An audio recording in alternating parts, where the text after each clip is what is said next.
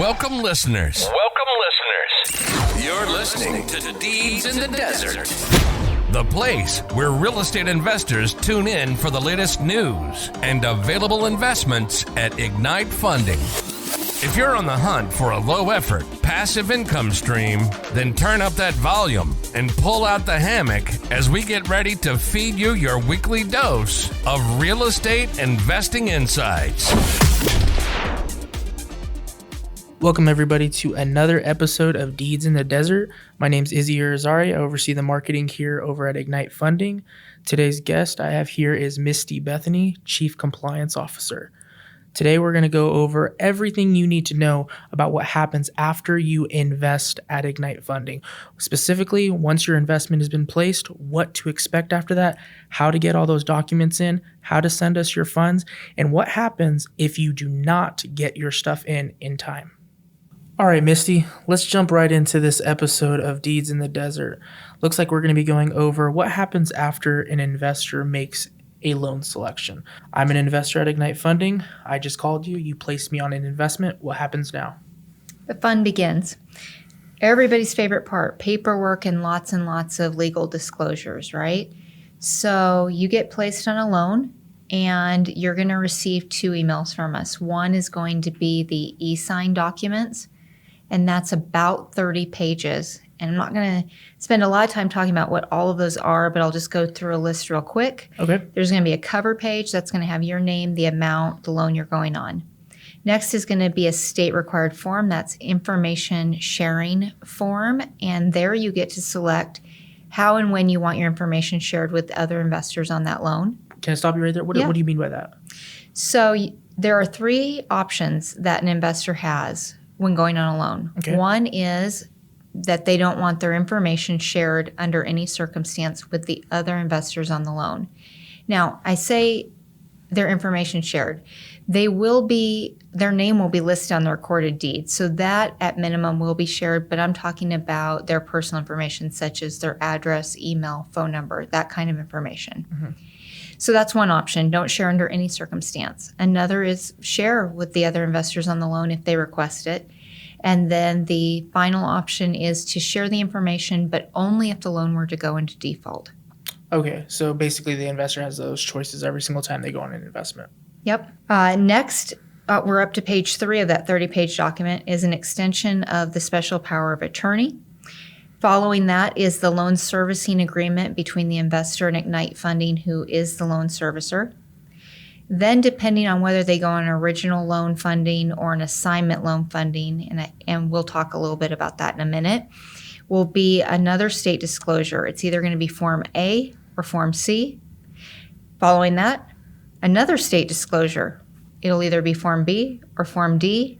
Then they will have the option, another state form, to request the company's financials directly from the state of Nevada. Following that is additional disclosures that Ignite Funding wants to make sure each investor is aware of. And then a disclosure of involvement. Basically, that tells the investor who at Ignite Funding or relatives of employees at Ignite Funding invests in our loans. So do we have to disclose that kind of stuff? We do. By state requirements, we have to disclose if we invest, if we as employees invest on the loans, and our immediate family members. And then finally is the state mandated disclosure of fees earned by Ignite Funding. So that is the loan documents. Like I said, it's about 30 pages. That's in one email. Second email goes out with the special power of attorney. That is a form that needs to be signed and notarized by the investor. So that form that has to be notarized, do we have to do that every single time, or can we just have one SPOA on file for, like, let's say a master SPOA? That's a question that we get asked a lot, and I wish I could tell you that we just need to do it one time, but unfortunately, or actually fortunately, because it is for the protection of investors, it is loan specific, and that's probably the most important piece of paper because it allows us to act on behalf of the investors in terms of recording deeds if we need to record a notice of default, those kind of things. Otherwise, we would have to have each investor sign off on all of those things. You can imagine with our larger loans, multiple investors, that would take quite a bit of effort and work, and would not be efficient or even impossible in some cases. Gotcha. And do we offer any notary services for local investors here in Las Vegas? We sure do. So we do have notaries on staff, and every day between 10 and 12 p.m., our local investors are welcome to come on in and have those documents notarized. In the email that goes out with the notary, we've also partnered with an online notary service. And as long as the investors follow the link that's actually embedded in the email, they will get discounted pricing and can have the document notarized 24/7 from their home or wherever they're at. So I received all my e-sign docs. I got my SPOA signed. Is there a certain deadline that I have to get all that done after I'm placed on the loan? There is. So in general, we request that all the documents and the funds be submitted within 5 days of going on a loan. Now, there could be variations, depending on when a loan funds or if it's an original funding or assignment, but the docs themselves expire within 3 days. So to avoid having to send those out again, we do ask you to do those right away. SPOA, same thing, may as well get it all done at once. And then your funds need to be cleared before a loan funds or before you can go on an assignment. So if you're sending in a check, you need to do that right away. We do hold checks for 4 days. That's how long it takes our bank to clear those funds. Wires are generally good the same day that we receive them. What happens if I, by chance, just forget to do my docs after the 3 days? Are you guys able to resend those? What do you suggest happens if, let's just say, I just accidentally missed that email? Yeah, so you're going to be reminded multiple times along the way. We don't want to annoy you, but at the same time, we know that you get busy and things do fall through the cracks. So the first day after you go on a loan, you'll receive a courtesy reminder from our loan servicing department letting you know what's missing. If we are still missing an item, the next day you'll receive a second email reminder and a phone call from our loan processing team. There is a third reminder that goes out if needed, and that is basically your final reminder. Now we're probably on day 4 of the placement, and then you'll get a call as well. On that 5th day, you are subject to cancellation. If during that time you can't find the emails, you need those resent, you can absolutely reach out to our loan processing team, and they're happy to resend those documents for you. Thanks again for listening to Deeds in the Desert. This ad is sponsored by Pillars of Finance. Pillars of Finance is an investment community created by industry experts for investors of all kinds. It is a virtual event that takes place on April 4th at 3 p.m. If you have not registered or if you would like to learn more, go to pillarsoffinance.com or click the registration link in the podcast description. And thanks again for listening to Deeds in the Desert. You mentioned something earlier I do want to touch a little bit more on. You mentioned about original funding and assignments. What did you mean by that? Yeah, it's jargon that we use internally. I'm sure a lot of investors don't really understand what that is till they've been through it a time or two. So an original funding is basically we've not lent the money to the borrower yet. So we have a new loan, we've released it, but that loan hasn't funded to the borrower. So that's an original funding. On those, you'll see that date on the project overview showing when we anticipate funding. The difference between that and assignment is assignment, a lot of times we will go ahead and fund a loan to a borrower with our line of credit. When we do that, we backfill the loan through assignment. And so the assignment generally can allow just a little bit more flexibility for investors to get their documents in. We still request that those be sent in within 5 days.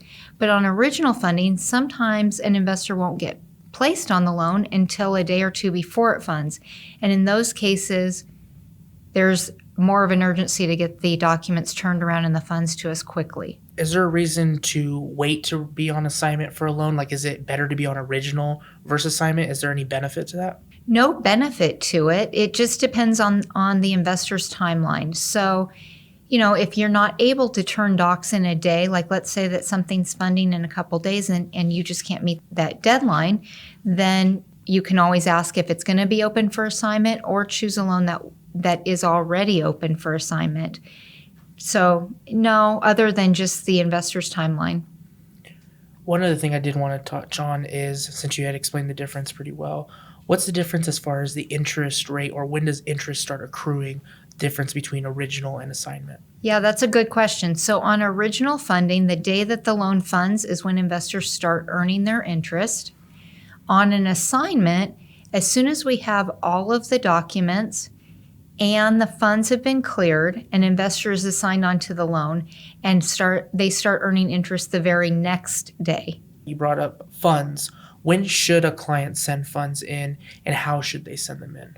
So funds should be sent in really at the time that you're placed on the loan.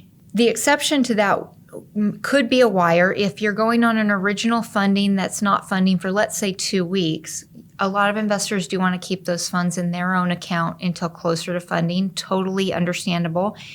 I would highly encourage you just to let us know that so we can make a note so we don't send you those reminders or call you. But, if we do, you can let us know it as we touch base with you. In that case, a lot of investors do wait to a couple days before the original funding to send a wire in, knowing that's good funds right away. With a check, especially if you're mailing it, send it to us right away. We have to receive it first, and then it has to be held for 4 days. Why is that?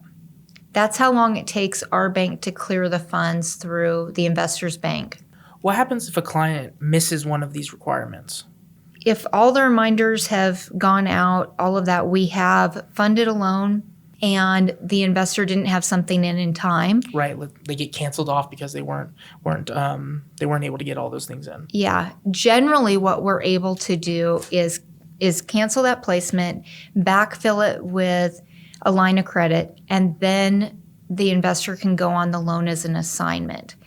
If that happens, they do need to do additional paperwork. Okay. I had mentioned earlier when going through all those forms that depending on whether it was original funding or assignment, that the disclosure changes from the state. And so every time somebody goes on assignment, it's a different set of paperwork than the original. So let's say that the check just didn't get to us because mail was delayed, but they had all of their original documents in, their SPOA, and they ended up having to go on assignment because of the funds. Mm-hmm. They will have to do additional documentation. Okay. What happens if the loan is sold out? Let's say somebody gets canceled off, and do we just have a wait list, or do we have people in mind to help fund those loans? How does that work? We do. So that's why it's very important when you receive the reminders from our loan processing team or the calls to let us know if there's some extenuating circumstance. Because if we don't hear from you at all and there is a wait list for the loan, we will cancel that position and allow somebody else waiting to go on the loan. So what I understand from this whole entire process, you guys are very diligent in making sure clients don't miss the opportunity to get invested on these high demand investments that we offer. You're going to get emails, you're going to get phone calls, you're going to get a final reminder, you're going to get everything under the sun to ensure that you do get your SPOA in, your investment docs in, and that we do have your funds and they're good to go. Absolutely. We the last thing we want to do is cancel somebody from a loan. Well, thanks a lot, Misty, for joining us today in this episode on Deeds in the Desert. I think this is a great topic, especially for even our seasoned investors to understand what documents they will be getting once they're placed on a loan and some of our regulations and processes to ensure that they do get invested here at Ignite Funding. Yeah, my pleasure. Thanks for joining us this week on Deeds in the Desert, where short-term investments meet long-term investors. We hope you enjoyed the content so much that you share it with all your friends. Who doesn't like learning about passive fixed income, right? Still hungry for more education? Visit our website at ignitefunding.com. Or if you're ready to take the leap and start investing, give us a call at 702-761-0000 and schedule a free investor consultation.